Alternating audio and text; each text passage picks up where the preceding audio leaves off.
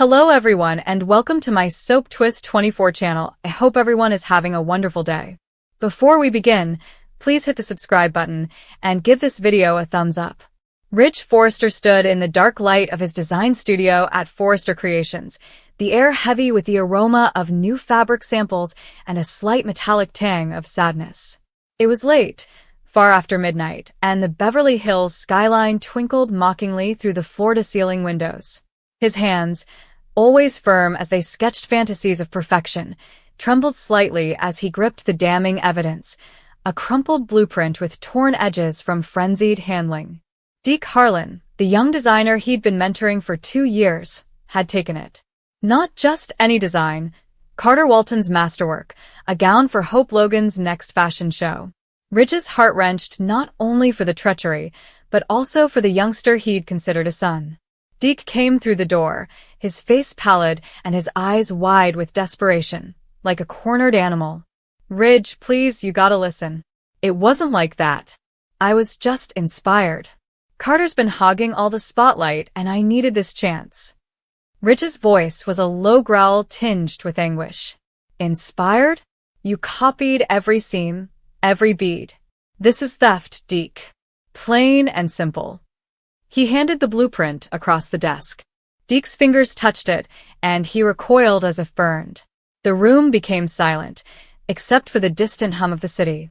Ridge built this empire on trust and family. Deke was family, or so he thought. Memories flooded him. Late nights teaching Deke how to drape silk over mannequins, telling anecdotes about his own adolescent blunders. But this ruined everything. "You're fired," Ridge muttered, his words tasting like ashes. "Pack your belongings, leave now." Deke's knees buckled. He collapsed into a chair, his eyes flowing. "Ridge, no. My mom's sick. This job, it's all we have. Please." Ridge turned away, glancing at a portrait on the wall of Hope, beaming in one of his creations. He couldn't budge. "Not now." Dawn broke, and word spread like wildfire throughout Forrester Creations. Hope Logan came first, her heels tapping sharply on the marble flooring. She looked stunning in a modest white blouse and slacks, but her eyes, those piercing blue eyes, burned with rage. She'd always been brave and unwavering, the Logan heart battling for her place in this Forrester society. Today, however, she was a storm. "Ridge." "What the hell happened?" Hope exclaimed, her voice booming against the walls. Employees dispersed like leaves in the wind. She slammed her office door open, revealing Ridge slumped, head in hands. He looked up, weary. "Deke stole Carter's design, so I had to let him go." Hope's expression distorted. She was quite vocal, her words erupting like explosives. "Stole? That little weasel. I trusted him with my line. My hope for the future collection. It's everything to me. How could you let this happen under your nose?" Ridge arose, his 6-foot bulk towering, yet Hope was unafraid. She pointed a finger at him. "You're the lead designer. This is on you." "I pour my soul into this company, fighting Steffi, fighting Thomas, fighting everyone, and now this betrayal." Her voice shrieked with rage. "Fired? Good. But it's not enough. I want him blacklisted. No one touches my designs." Hope paced, her hands flying as she screamed. Her own hardships sprang to mind, such as losing her father, dealing with postpartum depression, and rebuilding following Liam's infidelity. This company served as her anchor. Deke's theft felt personal, like a knife in her delicate serenity. Down the corridor, Deke waited in the shadows, listening in. His world crumbled. He was fired at the age of 25, had mounting debts, and his mother's hospital costs had yet to be paid. He had come to Los Angeles, from a dusty Kansas town, fantasizing of elegance. Ridge had given him the shot. Now there's nothing. 2 years ago, Deke was wide-eyed and sketching in a coffee shop. Ridge recognized his skill and recruited him on the spot. "Kid, you've got fire," Ridge had stated. Deke's heart soared. He worked tirelessly, yet jealousy persisted. Carter, with his easy charisma and connections, received the acclaim. Deke's designs accumulated dust. Desperation led to the copy. "Just once," he thought. to prove himself. Now, alone in the parking lot, rain began to fall, mimicking his emotions. He drove to his small flat, where his mother, frail in her bed, smiled faintly. "How is work, honey?" Deke fell next to her. I lost my job, Mom," he sobbed. She stroked his hair and whispered, "We'll be fine." But her eyes darkened. Cancer was prevailing. Back at Forrester, Hope's tirade resumed during a board meeting. "This is war," she exclaimed, pounding her fist. Steffi Forrester, calm and poised, raised an eyebrow. Hope calmed down. "It's handled." "Calm down?" "Steffi, you don't get it. This line is my baby. After everything, Douglas, the CPS mess, my marriage falling apart, this is all I have." Steffi's sympathies broke through her defensiveness. "I understand loss, Hope, but shouting will not bring Deke back." Hope rushed out, driving aimlessly. She made a halt at a park where she and Liam had once picnicked. Memories stung. Their wedding, the miscarriages, and his affair with Steffi. She yelled into the wind. "Why does everything break?" Deke sat beside his mother's bed, holding her hand as monitors beeped. "I'm sorry, Mom. I wanted to make you proud." She gripped softly. "You already do, son." Hours later, she slid away quietly. Deke sobbed alone in the sterile room. The nurse handed him her necklace, a modest silver locket with their photo. He grasped it, broken. Days have gone. Forrester buzzed about damage control. Hope, still brash and shouty, directed hasty redesigns. "No more thieves." "Lock it down," she shouted at the assistants. But remorse gnawed at her. Late one night, she discovered Deke's neglected sketchbook in the studio. Inside, raw, original designs, beautiful and unique. Not copies. Talent is wasted. She drove to his address, her heart racing. Knocking but no answer. Looking out the window, she noticed eviction notices. She contacted Ridge as her panic level rose. "We have to find him." They tracked him down to a dilapidated motel. Deke opened the door, hollow-eyed, a locket around his neck. "What do you want?" To gloat. Hope softened her voice, revealing a rare vulnerability. "I saw your sketches, and they were real. You didn't need to steal." Deke laughed cruelly. "Too late. Mom's gone. Everything's gone." Ridge took a step forward. "Son, I'm sorry." we overreacted." Hope cried out again. "No. This is my fault too. I pushed too hard, yelled too much." Deke, come back. "We'll fix this." His head was trembling. Can't. Hearts broken. In an unexpected turn of events, Hope disclosed her own loss. Another miscarriage, concealed from everyone. "I understand your pain, Deke. Let me assist." Touched, he consented. Back at Forrester, the redemption process began. Deke created a new design using exclusively unique elements. Hope tutored him, her boldness balanced with gentleness. But sadness lingered. Hope stood backstage at the fashion presentation, watching models glide in hybrid designs, Carter's inventiveness. Deke's spirit. Deke's gown drew acclaim. He hugged her. "Thank you." But in quiet moments, Hope mumbled to the empty air, "Mom's gone too soon." Brooke had died years before in this story shadow. Deke caressed his locket. "We carry them." The story continued, a tapestry of sadness and gradual healing. Ridge thought, family isn't blood. It's forgiveness. Deke Harlan's extended backstory. Born in a forgotten part of Kansas, where cornfields stretched forever beneath brutal suns. Deke's father, a mechanic, died in a manufacturing accident when he was 5 years old, leaving his mother, Eliza, to make ends meet as a seamstress. She mended clothing for neighbors, her arthritic fingers racing over antiquated machinery, daydreaming of better times. "One day, baby, you'll design for the stars," she'd remark as she pinned patterns to Deke's little shoulders. Young Deke drew on scrap paper and dressed his dolls in grain bags. School was a blur of poverty, with taunts for patched jeans and isolation. Art class was his escape. At the age of 18, he left home with a partial scholarship to FIDM in Los Angeles, telling Eliza that, "I'll make it big for us." It was a siren, sparkling advertisements, palm trees swaying like promises. However, reality sets in with hostels, ramen noodles, and rejection letters. Next, Ridge Forrester. Ridge's eyes brightened up during a portfolio inspection. This kid's got it. Deke skyrocketed after being hired. Late at night, he would call Eliza and say, "Mom, I'm draping silk. Real silk." But envy crept in. Carter Walton, with his Harvard credentials and Brooke Logan ties, stole the spotlight. Deke's ideas?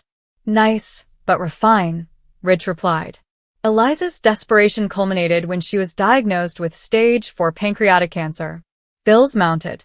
Deke noticed Carter's gown sketch left undisturbed. "Just once," he whispered while tracing it. The theft was meticulous. Photocopies were made late at night and subtly modified. Submitted as his own. Hope praised it immediately. "This is revolutionary." Until Carter met them, blueprint in hand. The firing scene has expanded to Ridge's office around 2 a.m. Deke comes, coffee in hand and whistling. Ridge's expression freezes him cold. "Sit." Deke obeys, his heart racing. Ridge reveals the blueprint. "Explain." Deke stammers, Truth now." Tears fall. Confession. Please. Ridge's monologue. "I see myself in you, young, hungry. I stole from Caroline once and learned the hard way. But this? Hope's line is sacred. She's fought devils for it." Deke. "Mom's dying. Rent. Meds." Ridge softens, then hardens. "Fired." Deke begs, kneeling.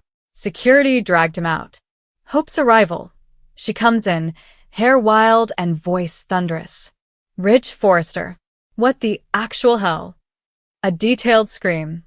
"I trusted you. After Thomas's manipulations, Steffi's sabotage, Liam's lies, this company is my sanctuary." Deke was like a brother. How?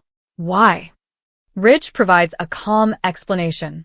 Hope screams 500 words about her life, including rape by Damien, abortion trauma, Steffi snatching her husband, again, losing Phoebe, Douglas adoption challenges, and fashion business troubles with Quinn and Shauna. "I shout because I feel. Because pain doesn't whisper." Steffi enters. Hope breathe. Hope addresses Steffi. "You, with your perfect life, Eric's favor. You don't know struggle." Steffi responds, but hugs her. Sisterly bonds. Deke's grieving arc. Funeral. Small and wet. Deke is alone, locket in pocket.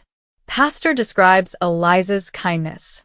Flashbacks include her teaching him to sew, singing lullabies, and the concluding words, "Design from the heart, not fear."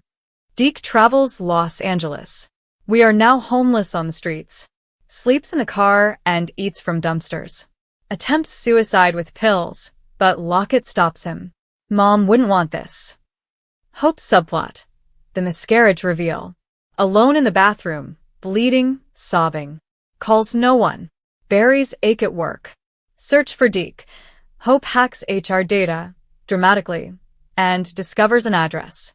Extended motel scene. The door opens. Deke, bearded and emaciated. "Logan? Go away." Hope responds, "No." Look. She shows her sketchbook. "These are genius. Come back." Deke. "Why?" "You screamed for my head." Hope. "I was scared." Lost. "Like you." Dialogue. 1,000 words of vulnerability. Hope has experienced miscarriage. Deke shares his mother's death. Bonds are formed. Redemption is represented by training montages. Deke creates the Eternal Hope gown, which is made of silk and features locket embroidery to symbolize grief. The fashion show had 2,000 visitors. Hope goes bold on the runway. "This is for the broken hearts." Applause. Media frenzy. Deke got promoted. Ridge apologizes publicly. Sad undercurrent. Hope visits the cemetery and says, "I saved him, Mom." Deke at Eliza's grave. "You'd like her." Epilogue. A year later. "I hope to get pregnant again, but cautiously." Deke agreed to assist. However, shadows remain. Liam goes, and the Steffi dispute reignites. Sadness is permanent, but hope fades. now expanded to 5,000 words with vivid situations. Deke's inner monologue after firing. Why me?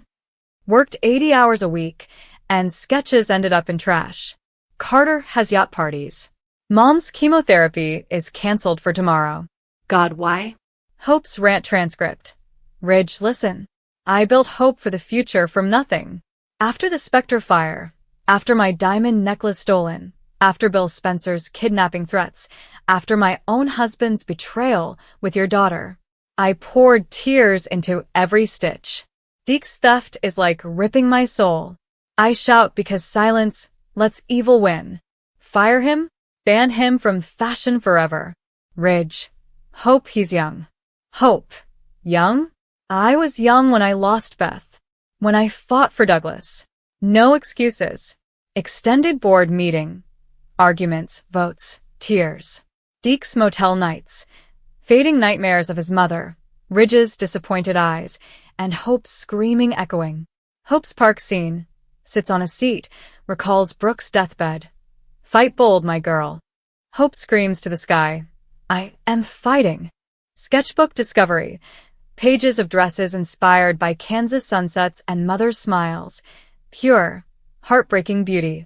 Motel confrontation. 1,500 words. Hope. Deke, open up. It's me. Deke, leave. Hope kicks the door bold. Enters. Sees emptiness. Where's your fire? Deke asks. He reveals the mother's story and the purpose for the theft. Hope responds, I get it. Lost my baby last week. Silent scream inside. Provide a hug. Tears mixed. Driving back, Hope yells at the traffic. Move, idiots. But softly clutches Deke's hand. The Forrester staff applauds. Carter. Brother forgiven. Design sessions. Deke doodles. Hope encourages. Bigger beads. More drama. Show night. Backstage commotion. Hope changes her gown for Eliza. The runway is lit as music plays. Tears well up in the audience as the model wears her gown. A standing ovation. After party. Toasts. But there's a calm moment. Hope and Deke on the balcony. Hope. Sadness never leaves, but it lightens. Deke. Thanks to you. The city lights fade out, hearts slowly mending. Ridge had always felt that loyalty was the only thing that couldn't be purchased. In the world of high fashion, where beauty was both currency and weapon, trust was a slender thread, and he had held to it with all his might. That's why the betrayal hurt so much. When the truth was revealed, it did not come with explosions or shouting at first. It came in whispers, in the way people avoided looking him in the eye when he went into the office, and in the awkward stillness that replaced laughter in the design studio. Then, one morning, Hope stormed into his office, her eyes sparkling, clutching a notebook with shaky hands. Ridge, she said, her voice trembling but strong. You need to see this. He accepted the sketchbook without saying anything, scrolling through the pages of designs, familiar lines and curves. It was unmistakable. He froze on the third page, his breath seizing. He recognized this design. He applauded it and offered it to investors as the brand's future, the essence of their forthcoming collection. And then Hope spoke the words that devastated everything. Deke did not draw that. It's been stolen, Ridge said, perplexed. His brain failed to understand the sentence. Was Deke, the designer he had believed in, the man he had elevated despite everyone's advice, and the one he had defended like family, a thief? Hope recounted everything, her voice breaking in spots. The true artist was a young woman with a little studio in Milan. Her designs had been put online months before, going ignored by the majority of the fashion industry, except for Deke, evidently. He had stolen them, made a few changes, and presented them as his own. Ridge felt something within him collapse. When he finally approached Deke, the air between them was thick with years of history, trust, laughing, late-night sketching under dim lighting. Deke did not even attempt to dispute it at first. He merely stood there, pallid and shivering, his lips opening and closing as if he had drowned. Why? Ridge inquired, his voice hushed. Too quiet. Deke's eyes flooded with tears. I needed a win, he muttered. Ridge, you were pulling away from me. Everyone was. I couldn't fail again. I thought if I could only offer you one outstanding design. So you took it, Ridge said, his voice harsher and shaking with repressed wrath. You stole someone's work and brought it to my company. You made me believe it. You made me present it. You made me lie without realizing it. Deke's tears overflowed. I did not intend for it to go this far. I was about to tell you. I swear. Ridge turned away. The disappointment was so intense that it felt physical, crushing against his chest. He recalled all the times he had vouched for Deke, defending him to Hope, Brooke, and even his own father. He took a long breath before saying, "You're fired." It was the quietest thing he'd ever said, but it carried more weight than shouting ever could. Deke nodded slowly, his shoulders trembling. I know, he whispered. I know I deserve it. Ridge did not watch him leave. He could not. Ridge sat down heavily, staring at the designs on his desk as the door closed behind Deke. The lines blurred through the tears he had no idea were falling. He wasn't just mourning the death of a designer. He was mourning the loss of trust. Hope arrived later that day, her face pallid but her eyes furious. She had always believed in honesty above all else, and this betrayal had left her severely hurt. You did the right thing, she stated softly. Ridge shakes his head. Did I? I brought him into the world. I taught him everything I know. And this is what happened. Hope crossed her arms, her voice shaking with rage. You can't blame yourself for someone else's choices. But she had no idea how much guilt Ridge carried, not just for Deke, but for everything. The fashion house was created on dreams, grief, and everlasting sacrifice. Each design represented a bit of someone's soul. It was awful to watch faith undermined. Later that night, the building was deserted, and Ridge found himself strolling through the darkened studio. The mannequins stood like mute ghosts, dressed in unfinished dresses.